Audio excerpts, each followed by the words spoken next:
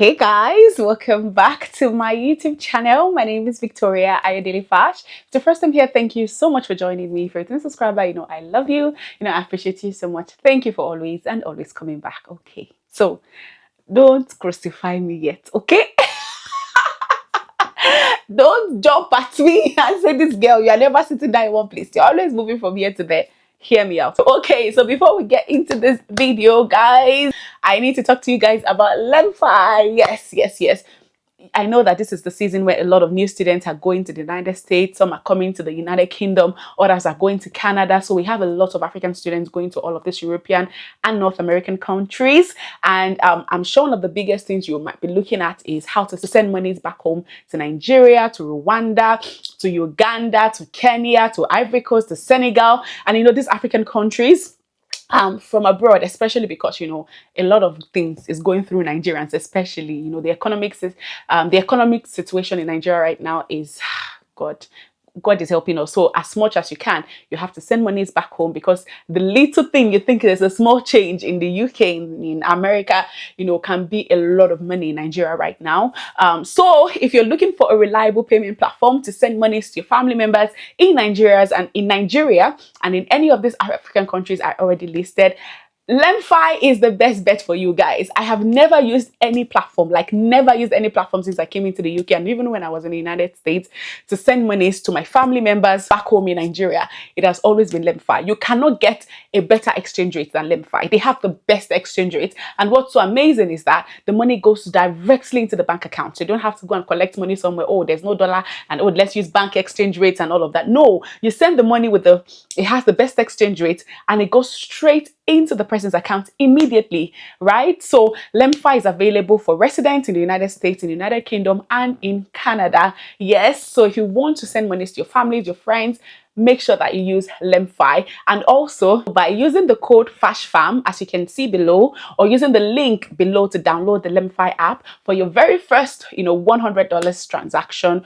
or £100 transaction or Canadian dollars on the LemFi app. If you use the code FASHFAM or use the link below to download, you can get up to $50 cash back for your first transaction. So guys, trust me, you cannot get the best rate anywhere. And it's easy, it's simple, it's very accessible. It goes directly into the bank accounts. There's no hassle. LemFi has made life very, very easy for you to be able to send money immediately. If I want to send money right now to my bank account so what I do is I send the money to my Nigerian account, and then from my Nigerian account, I start to distribute it to the people I want to send to. And I do that multiple times. If you call me this morning, I can send you money now, and it will get to you in 2 minutes. That's how easy LemFi has made it for you. There is no panicking. When will the money reach? No, immediately it gets into your account. So guys, use the link below to download LemFi and use the code FASHFAM to get the cash back on your first transaction on the LemFi app. Okay, all right. Now let's go back to what we're talking about. Okay, so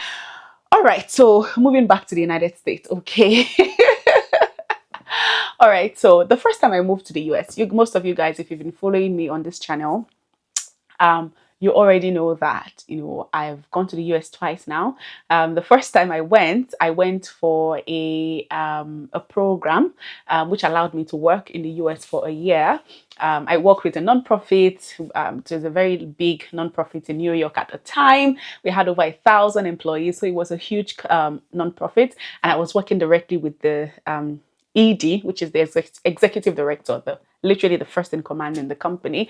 So I was basically what was my position then? Innovation coordinator, something coordinator, I can't remember, executive coordinator, yes. So basically like executive assistant, also / project management. Yeah, that's what I did when I was in the US at first. And for the most part of it, it was a good job. I actually learned so much during that experience. But would I say my experience in the US, I don't think I've ever spoken about my experience the very first time I went to the US. It was horrible.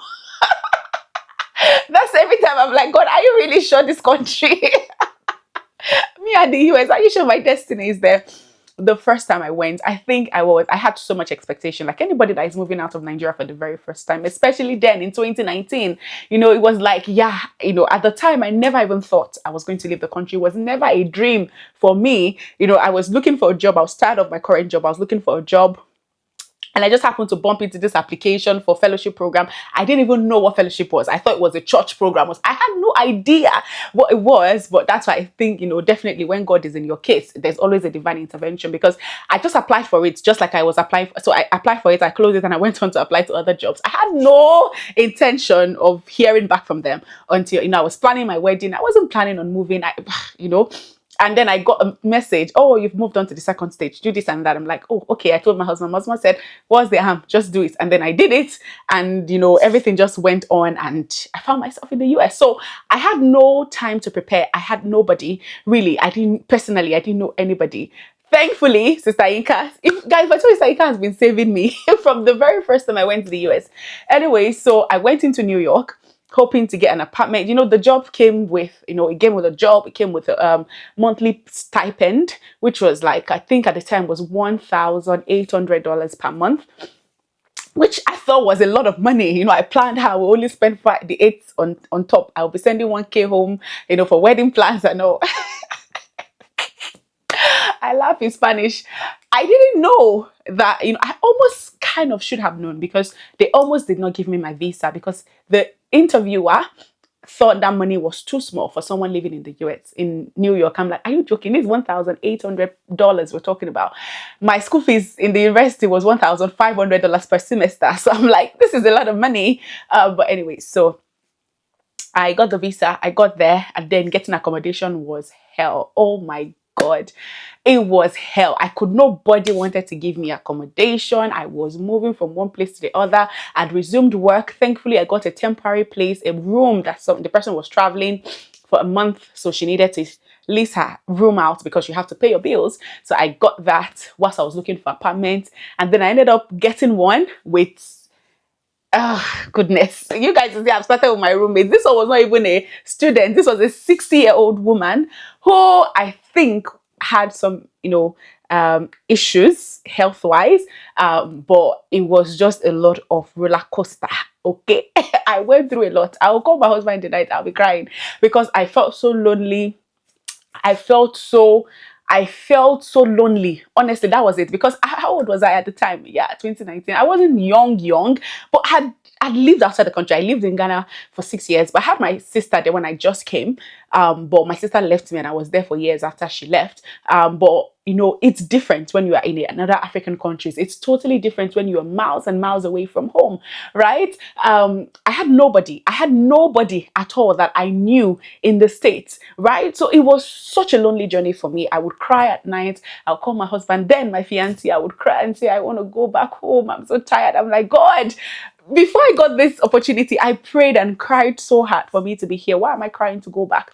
But God being so good, I left the apartment and I went in to live with 2 amazing girls. If you guys were following my videos then, Rebecca, Sarah, them. Those were amazing roommates. They were from Malawi. I don't even know anybody from Malawi. They were the first people I knew from that country, and they were just great.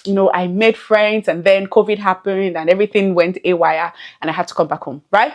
So, although I was going to come back home anyways, I didn't plan. I'm not one of those people that go to the US and say, oh, once I enter, I'm not coming back. There's some people that went to the program with us and did not come back, okay? But the idea is you go, you come back, you stay in your country for 2 years, you work, you use the knowledge you've gotten from the United States and implement it in your home country before you can come.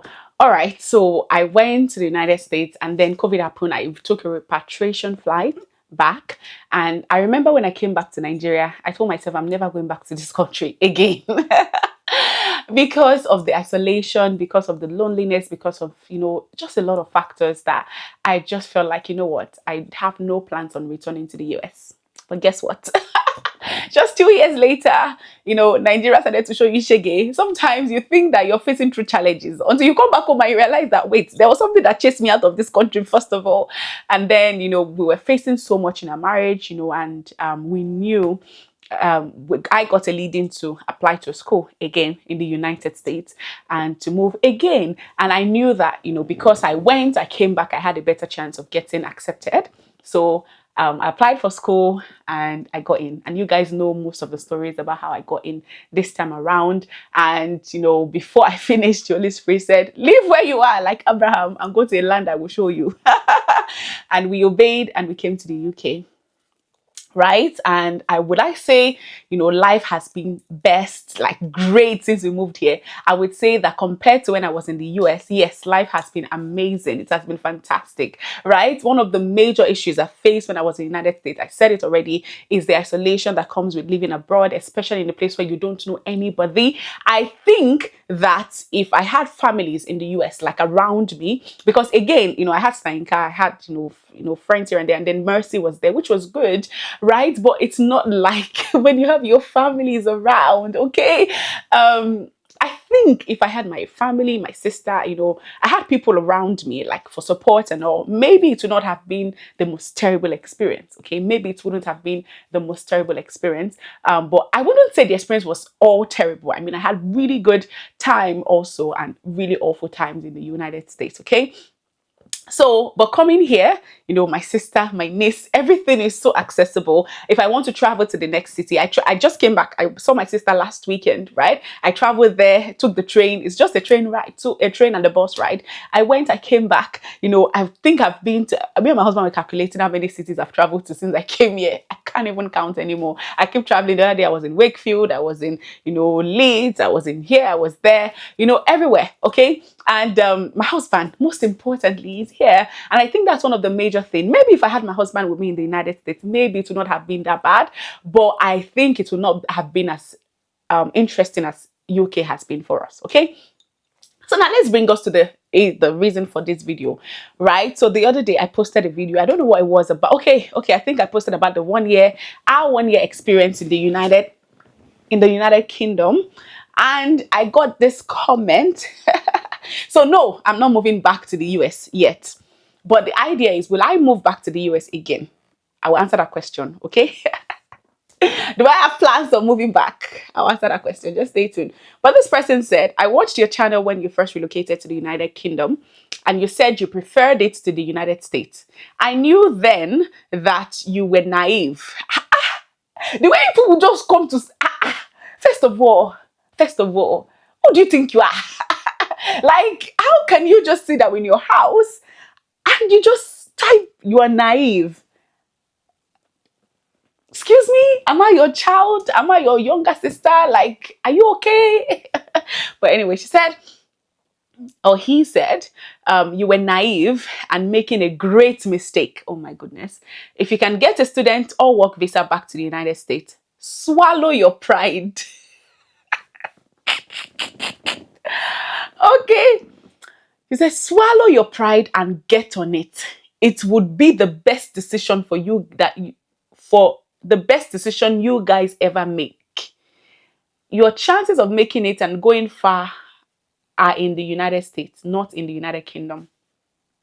So I remember when I saw this comment then, I'm like, okay, this guy, first of all, you don't know me. You don't know anything about me. You don't know anything about my family. You don't know how we are living here in the UK, right? I'm not an oversharer. I don't share everything that happens to us here, but I'm not also going to pretend like, oh, everything has been rosy. We've had like some really scary moments here in the UK, but in all, God has been faithful, right? Now, let's go back to the point where she said she knew I was being naive when I said I prefer the UK over the US. I think that's your opinion and I think you're entitled to it, right? But I don't think I was. See, now let's go back to that. I never said the UK is a better country than the US. I think both countries have their good. I think they have their bad, okay? I think, yes, US is a land of opportunity. Yes, there is a huge chance of you making more money if you live in the United States than you would if you live in the United Kingdom, just because the pay standard is higher in the United States. However, there's still a lot of benefits you get living here that you would never smell if you lived in the US, right? Now, this is the thing. I was a student in the US. Yes, I worked in the US and all. So people always say, oh, you were a student, you were on a temporary visa, you don't